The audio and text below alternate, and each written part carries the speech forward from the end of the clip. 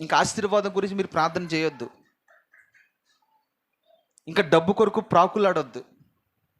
ఇంకా ఉద్యోగ వ్యాపారాల కొరకు మీరు ప్రాకులాడొద్దు. ఎందుకంటే మీరు సిద్ధపడి ఉండాలి. మీతో పాటు నీ ఇంటి వారిని కూడా సిద్ధపరచుకోవాలి. ఇది చాలా ప్రాముఖ్యమైన విషయం.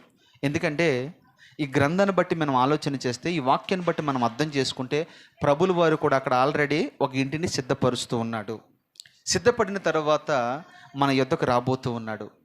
మన యొద్దకు వచ్చి మనల్ని తీసుకెళ్ళబోతూ ఉన్నాడు. ఎవరిని తీసుకెళ్తాడు అని అంటే, ఎవరైతే సిద్ధపడి ఉంటారో.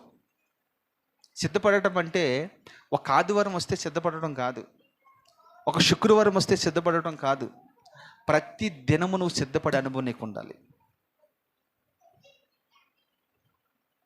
ఒకరోజు చేసే భక్తి కాదండి. ఒకరోజు